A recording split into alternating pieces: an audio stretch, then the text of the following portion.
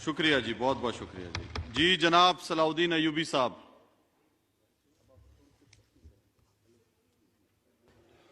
نحمد و نصلی علی رسول الکریم. اما بعد، شکریہ جناب اسپیکر صاحب کہ آپ نے مجھے بجٹ پر بحث اظہار خیال کرنے کی اجازت دی. جناب اسپیکر صاحب، یہ بجٹ حکومت کا فریضہ ہے پیش کرنا اور پارلیمنٹ کا اس پر بحث کرنا اور پاس کرنے میں مدد کرنا، کیونکہ بجٹ کے بغیر یہ حکومت ایک دن بھی نہیں چل سکتا ہے. لیکن جناب اسپیکر صاحب، یہ بجٹ پاکستانی عوام کے ویژن کے مطابق نہیں ہے، اور میرے خیال میں یہ پی ٹی آئی کے کارکنوں کے ویژن کے عکاسی کے عکاس بھی نہیں ہے. میں جب سے یہ تقریریں سن رہا ہوں تو وہاں پی ٹی آئی کے لوگوں کی طرف سے بھی یہ جو ٹیکسز لگائے ہوئے ہیں اس پہ بھی ان کا تحفظات ہے.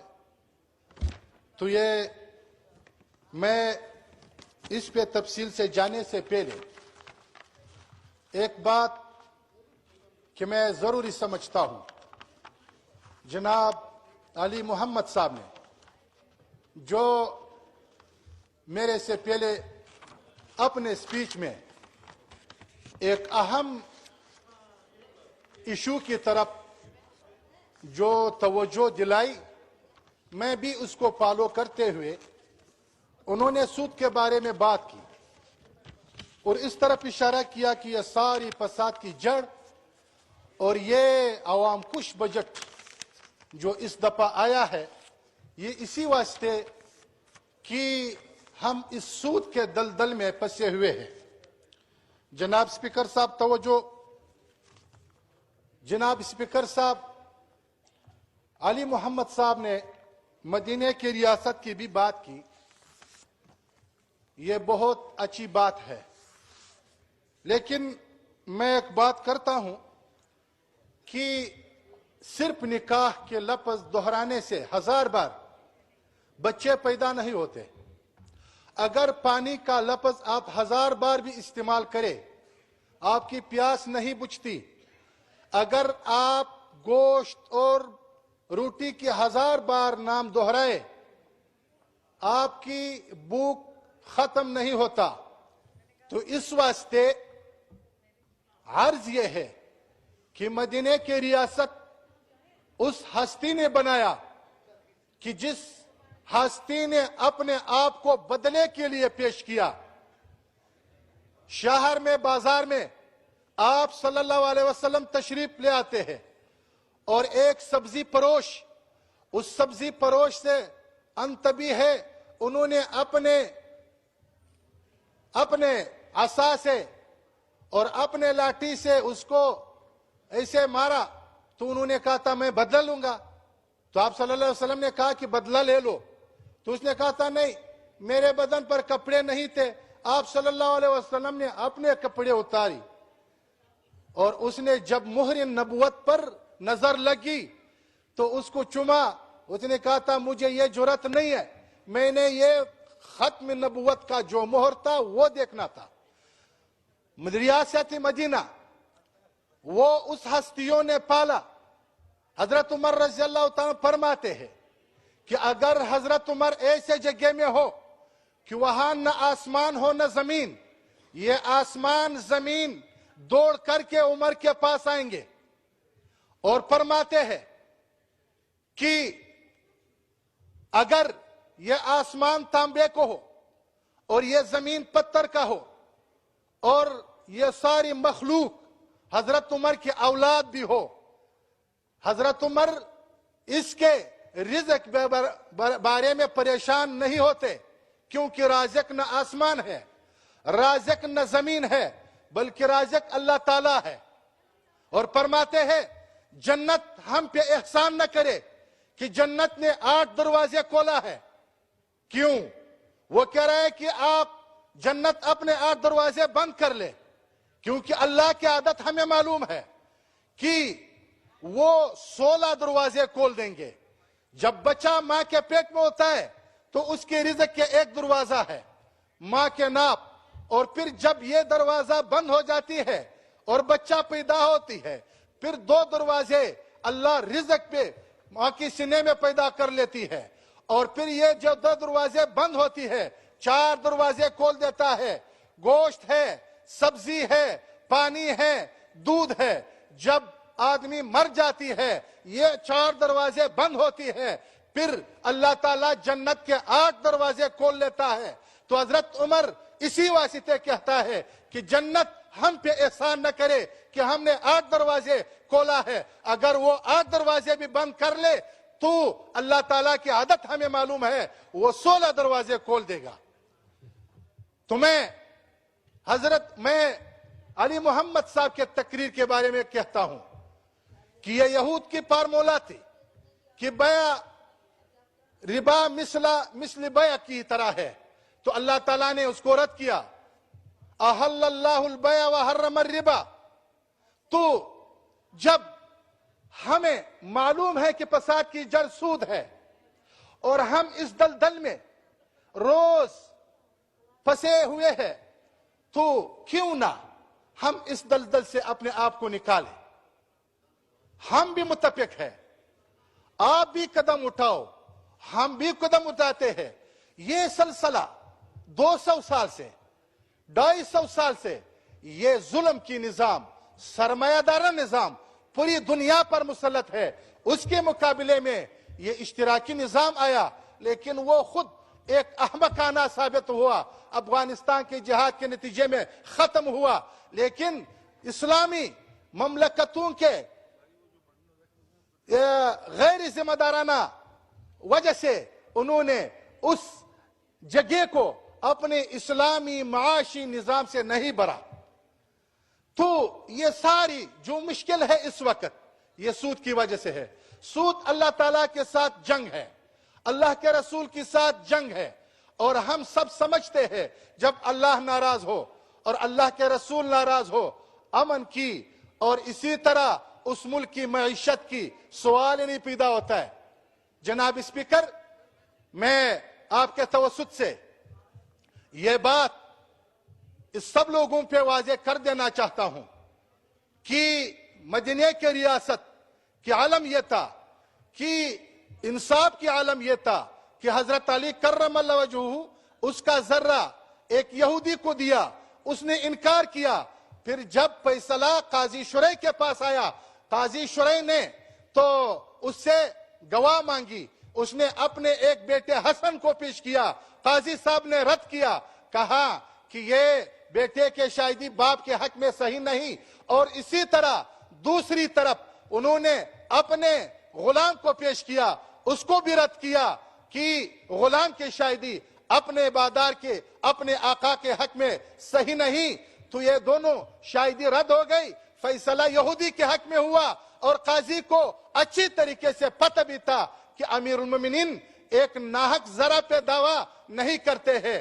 لیکن قاضی کے حضرت علی کرم اللہ وجہہ نے اپنے تلوار نیام سے نکالا اور کہا, قاضی صاحب اگر آپ نے شریعت کے مطابق فیصلہ نہیں کرتا تو میں نے آپ کے سر کو قلم کر دینا تھا.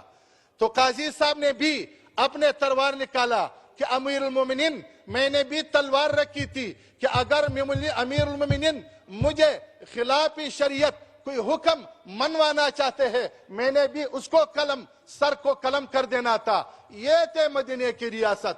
مدینہ کی ریاست کی ایمان کی وہ حالت, انصاف کی یہ حالت, اور صرف الفاظ سے کہنے سے مدینہ کی ریاست اور مدینہ کی ریاست یہ نہیں ہوتا ہے. یہ مدینہ کی ریاست کے ساتھ میرے خیال میں زیادتی ہے. جناب اسپیکر صاحب, یہ بجٹ جس وقت پیش ہوا ہے اس میں غریب عوام پر اس کے چولہے بند ہونے جا رہی ہے.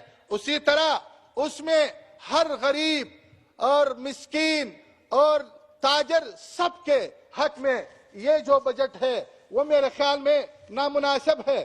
صرف میرے کہنے کی وجہ سے نہیں, میں تنقید کرنا نہیں چاہتا ہوں, اس بینچوں کے طرف سے بھی یہی آواز آ رہی ہے۔ جناب اسپیکر صاحب، میرے تعلق اور صلاح الدین ایوبی صاحب آخری منٹ ہے، آپ اپنی تقریر ہاں ختم ٹھیک کریں۔ ہے، بالکل ٹھیک ہے، تو 1-2 منٹ اور دینا ہے اپنے۔ بس آپ یہ آخری منٹ ہے ٹھیک ہے جی۔ میں صرف علاقے کی بات میں نے ابھی تک کیا بھی نہیں ہے، صرف یہ پورا کر دوں گا جلدی سے، اگر آپ کی اجازت ہو۔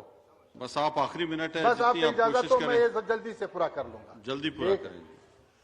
جناب اسپیکر، میرا تعلق قلعہ عبداللہ سے ہے، اور میرا جس علاقے سے تعلق ہے وہ پاکستان کے بہترین اکنامک ڈور ہے۔ چمن بارڈر جو کہ پاکستان کے ایک روشن مستقبل ہے، مگر عدم توجہ کا مکمل شکار ہے۔ اس سے نہ گورنمنٹ کے کچھ فائدہ اٹھاتے ہیں، نہ وہاں کے عوام کو موقع دیا جاتا ہے کہ وہ استفادہ کر سکے۔ چمن بارڈر جو کہ پاکستان کو اربوں روپیہ کا ریونیو ہر سال دیتا ہے، چمن بارڈر جو کہ مشرقی وسطی کی ایک اہم گیٹ وے ہے۔ جناب اسپیکر، حکومت نے جو بجٹ تیار کیا ہے اس میں چمن بارڈر کے لیے کچھ بھی ترقیاتی فنڈ نہیں ہے رکھا گیا ہے، جو بہت افسوسناک ہے۔ چمن اور بلوچستان کو پاکستان کا حصہ سمجھا جائے، ہمارے بچوں کو بھی روشنی دے، ہمیں بھی اسلام آباد، لاہور اور پشاور کے شہریوں کی طرح حقوق دے۔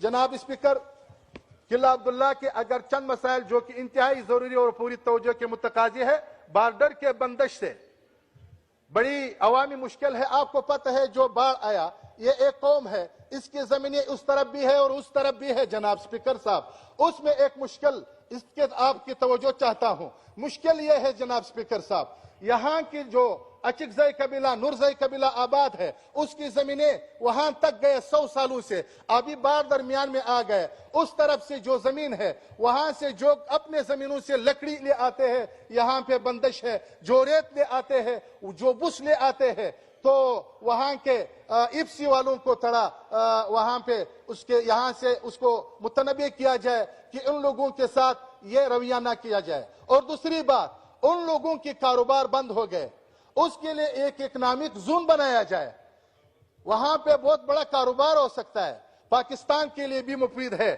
جناب اسپیکر، بجلی کی یہ حالت ہے۔ جناب وزیر صاحب یہاں پہ میرے خیال میں تشریف فرما ہے، میں جناب وزیر صاحب فرماتے ہیں کہ لوڈ شیڈنگ ختم ہوگی، مگر جناب ہمارے ہاں تو بجلی ہے ہی نہیں۔ اگر بجلی آئے بھی تو کبھی چند منٹ اور کبھی چند گھنٹے کے لیے ہوتی ہے، وہاں کم از کم 12 گھنٹے کے لیے بجلی مہیا کی جائے، جس سے گھروں میں ضرورت کے پانی تو میسر آ جائے۔ آپ نے بجٹ میں 10,000 صوبہ بلوچستان میں زراعتی ٹیوب ویل کے لیے رکھی ہے۔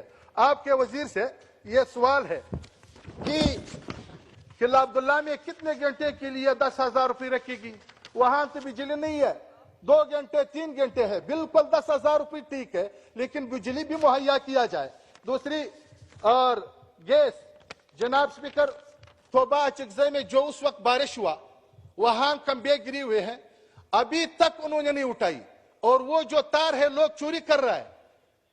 یہاں وزیر صاحب سے میرے درخواست ہے کہ وہاں اس کو متنبع کیا جائے کہ آپ سروے بھی کیا 2-3 دفعہ، وہی میں آپ کو آپ کے توسط سے وزیر صاحب کو تصویریں بھی بھیج دوں گا۔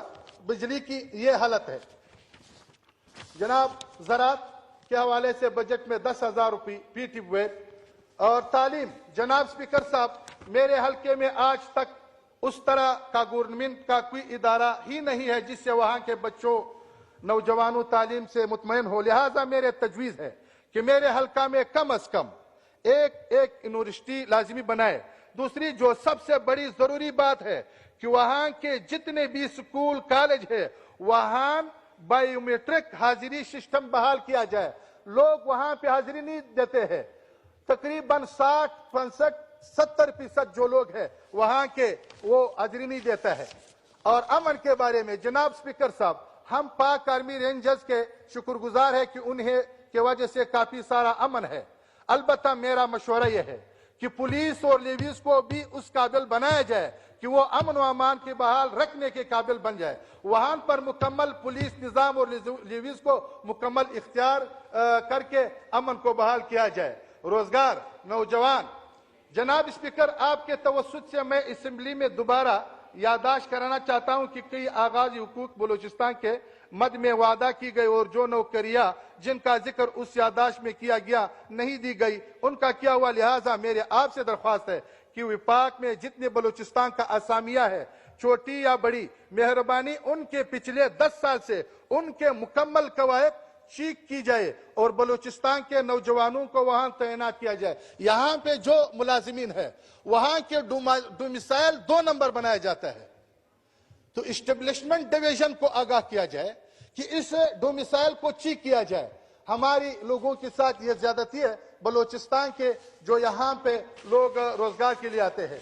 मेरे हल्का किला अब्दुल्ला के जो किसान है, जो इंतहाई कसमसरी की हालत में जिंदगी गुजार रही है, आपने 5-6 अरब रुपया जो बजट में रखी है जो किसानों के पिलाव बबूद के लिए है, जिनमें बेन से बेर बकरिया व मुर्गाबी के लिए जो रकम रखी है उसमें से हमारी हल्के के लिए भी बेहतर हिस्सा रखा जाए। जनाब स्पीकर साहब, ये आखिरी रिक्वेस्ट है। हमारी वहां की बाढ़ की वजह से एक और भी बड़ा जो मुश्किल है, घर इस तरफ रह गए और कब्रिस्तान उस तरफ है। जब कब्रिस्तान उस तरफ है, आबाई कब्रिस्तान है 100 सालों से, तो लोग हमारी चाह रहा है कि हमें एक दरवाजा दिया जाए कि कभी हम अपने मुर्दे को वहां सुपर्द किया जाए। तो एक जरूरी बात यह है। और मुनासिब जगहों पे वहां पे जो लोग आमद-ओ-रफ्त है, और वहां के एक जरूरी मसला यह है जनाब स्पीकर साहब, 20,000 लोग सुबह से वहां जाते हैं बॉर्डर पार के, फिर रात को आते हैं। वहां मर्द और औरत को इकट्ठे बहुत मुश्किलात होते हैं, कोई अलग अलग से रास्ते बनाए जाए। शुक्रिया जनाब स्पीकर साहब। बहुत शुक्रिया जी।